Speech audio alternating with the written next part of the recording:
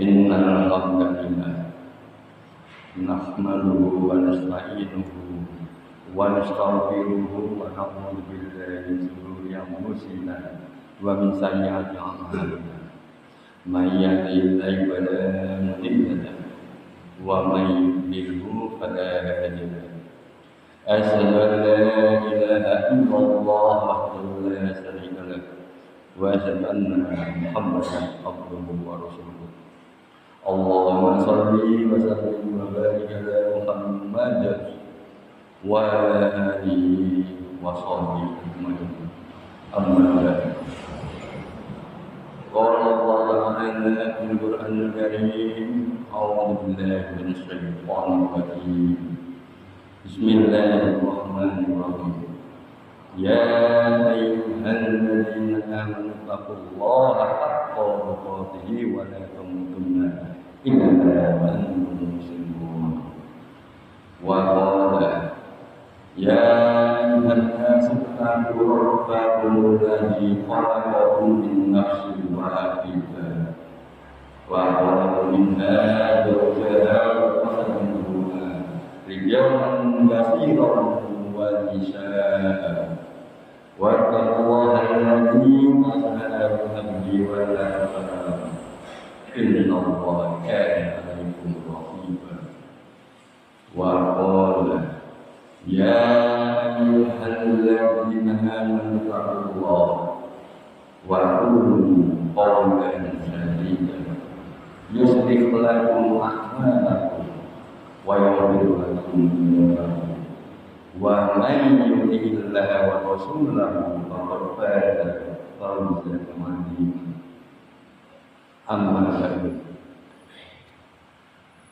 Jamaah sholat Jumat yang insyaallah senantiasa dirahmati Allah di Masjid Abu Bakar ini adalah saksi bahwa hari ini hari Jumat kita yang hadir di dalam masjid ini telah melaksanakan ibadah sholat Jumat secara bersama-sama.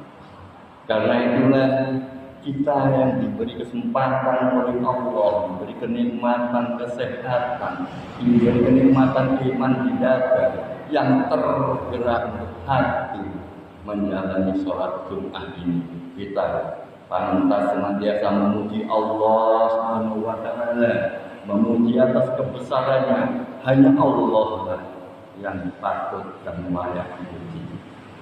Demikian pula kita merasa bahwa kita menikmati curahan nikmat oleh Allah setiap hari, setiap detik, setiap waktu sampai hingga kini tak terbatas.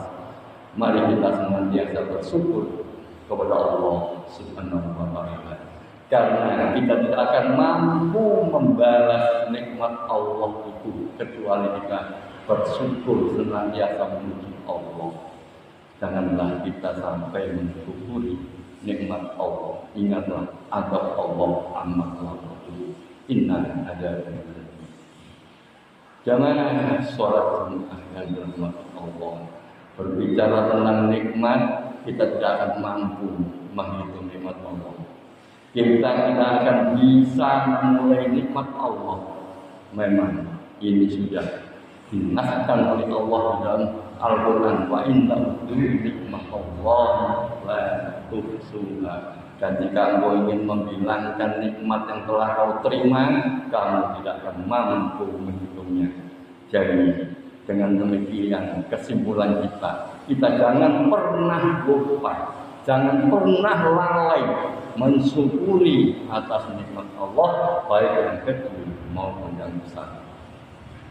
Sholawat dan salam semoga tercurah kepada junjungan kita Nabi besar Muhammad sallallahu alaihi wasallam beserta keluarganya, sahabatnya, umatnya, termasuk kita semua yang ada di sini yang senantiasa menegakkan Islam hingga kelak di akhir zaman. Sebelum khatib melanjutkan khutbah, maka khatib tak lupa berwasiat kepada diri khatib sendiri maupun kepada para pendengar. agar kita senantiasa meningkatkan iman kita, meningkatkan takwa kita, jangan sampai lepas dari dada kita hanya karena sepenggal kenikmatan dunia. Mari semakin hari kita semakin meningkatkan keimanan. Sidang jamaah Jumat yang dirahmati Allah, di khutbah yang singkat ini kami ingin mentadaburi ada salah satu surat yang sangat penting di dalam sholat dan merupakan rukun sholat dan minimal kita membacanya 17 kali dalam sehari. 17 kali dalam sehari, dan ini merupakan rukun sholat. Kalau kita lalai membaca, tidak akan sah sholat itu, yakni Al-Fatihah. Karena singkatnya waktu, kami hanya membatasi pada ayat kelima untuk kita tadabburi dalam pedoman kehidupan kita. Iya karena kedua, iya karena sepaham. Hanya kepadamu aku menyembah, hanya kepadamu aku mohon pertolongan. 17 kali minimal sehari semalam, bahkan bisa lebih kalau kita rajin membaca Al-Fatihah, baik sholat sunnah lainnya maupun tatkala berdoa di dimanapun. Maknanya apa? Iya karena berdoa, iya dan saya. Ini adalah sebuah ikrar kita yang senantiasa kita perbarui setiap waktu, setiap saat. Hanya kepadamu aku menyembah, hanya kepadamu aku mohon pertolongan. Sudahkah kalimat yang kita lantunkan ini betul-betul melekat dalam pribadi kita, dalam tingkah laku kita, dalam perilaku keseharian kita, di dalam hal-hal keibadahan yang lainnya?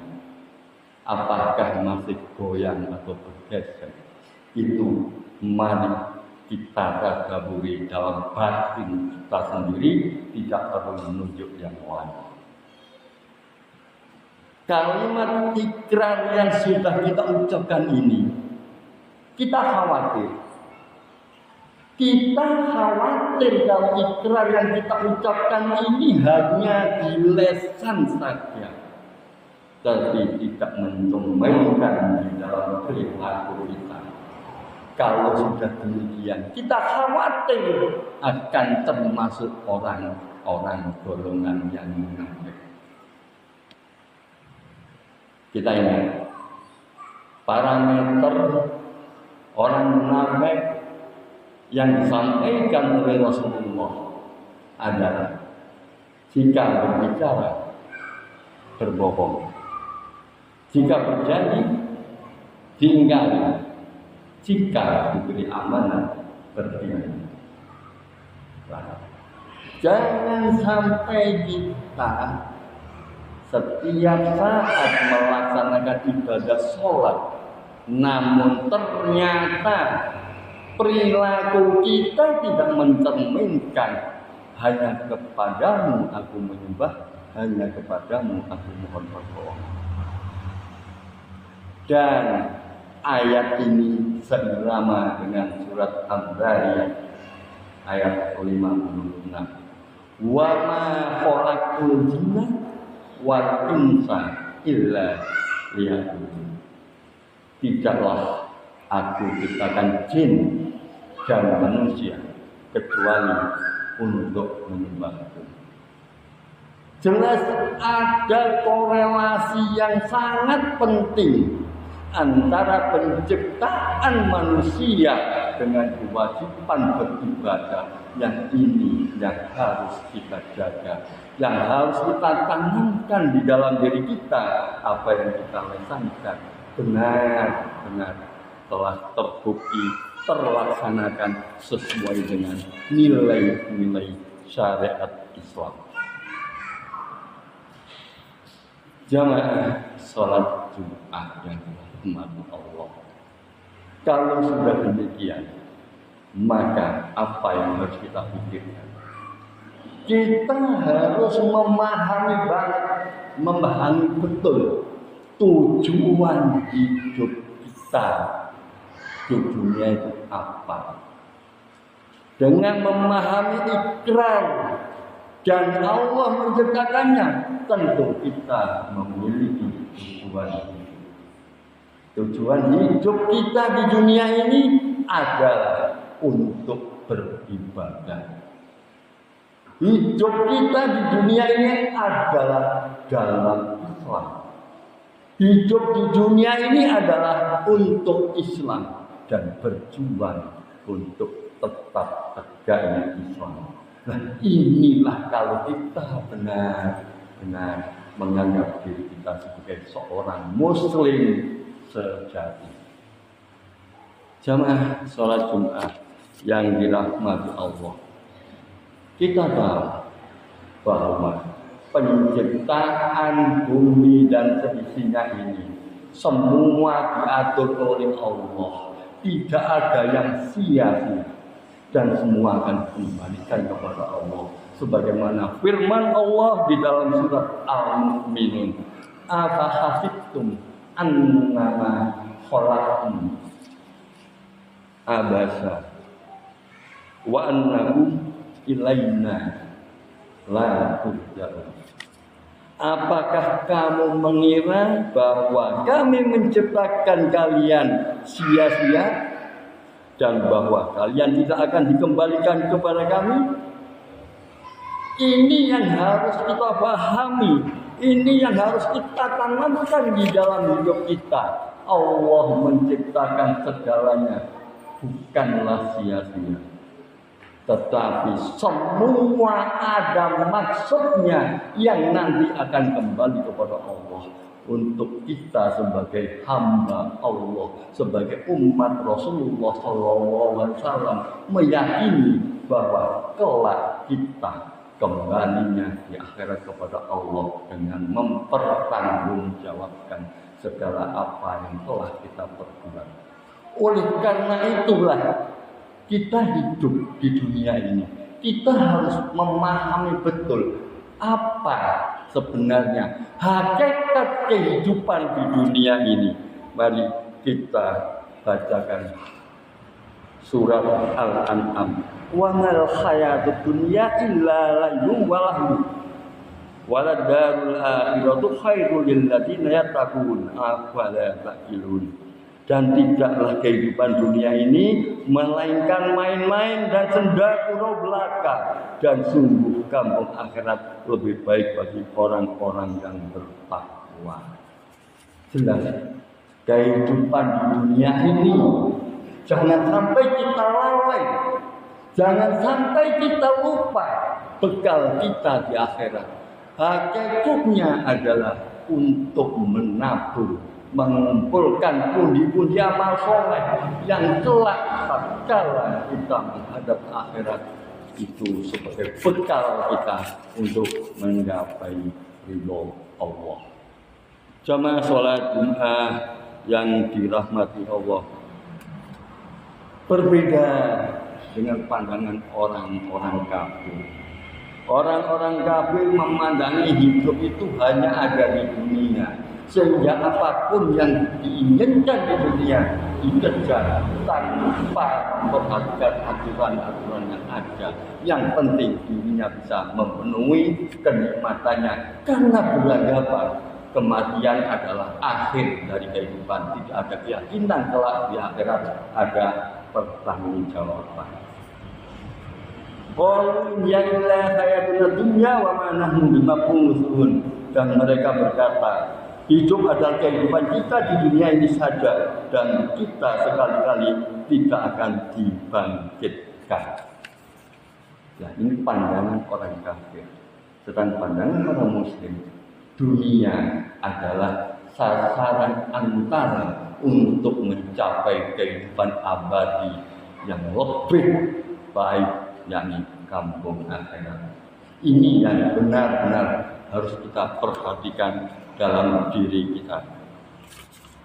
Jamaah sholat Jumat yang dirahmati Allah, Dalam pandangan yang berbeda kita sebagai orang muslim dan yang orang kafir, orang ateis, kita memiliki kampung akhirat lebih baik daripada kehidupan dunia. Bekal yang terbaik adalah takwa. Maka kita sebagai umat muslim tentunya tatkala kita membuka mata setelah bangun tidur, tentunya yang kita lafalkan pertama adalah mengagungkan nama Allah. Tatkala kita akan tidur, yang kita lakukan adalah mengagungkan nama Allah, sehingga ada nilai perbedaan antara orang muslim dan yang kafir. Perbedaan yang utama, kalau dirinya memang muslim sejati, tidak akan berbohong, tidak akan berbuat culas, tidak akan berbuat curang, karena sadar apapun yang dilakukan, baik kecil apalagi besar, semua dipertanggungjawabkan kepada Allah Subhanahu wa taala. Faman ya'mal mithqala dzarratin khairan yarah wa man ya'mal mithqala dzarratin syarran yarah. Barang siapa berbuat baik walaupun sebiji zarah, sekecil molekul atom, maka akan diberikan balasan. Demikian pula barang siapa yang berbuat buruk walaupun sekecil zarah pun akan dibuat balasannya, mendapatkan balasannya. Ini sebagai muslim sejati. Karena itulah sholat tolak ukur tentang kepribadian kita. Makanya Allah berfirman, innas sholata tanha anil fahsya'i wal munkar. Sesungguhnya sholat itu bisa mencegah kefasikan dan kemungkaran. Mencegah kefasikan dan kemungkaran kalau di dalam nafas sholat tadi benar-benar ditadaburi sehingga mencerminkan perilaku kesehariannya. Aku qouli hadza wa astaghfirullaha innahu ghafurur rahim.